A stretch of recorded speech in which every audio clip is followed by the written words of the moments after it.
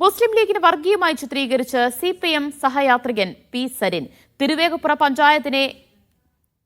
പഞ്ചായത്തിനെതിരായ സിപിഎം പൊതുയോഗത്തിലാണ് സരിന്റെ വർഗീയ പരാമർശം. തിരുവേഗപ്പുറയിലെ ലീഗുകാർക്ക് മതഭ്രാന്താണ്. നാടിന് നരകം സമ്മാനിച്ച് ഏതോ സ്വർഗത്തിനു വേണ്ടി കാത്തിരിക്കുന്നവരാണ് ലീഗുകാർ. ജനിച്ച മതം ഏതാണെന്ന് നോക്കിയാണ് സ്വർഗത്തിലേക്കുള്ള വഴിവെട്ടിയിരിക്കുന്നത്. ലീഗിന് കൊടുക്കുന്ന ഓരോ വോട്ടും RSSന് നൽകുന്നതിന് തുല്യമാണെന്നും പി സരിൻ പറഞ്ഞു.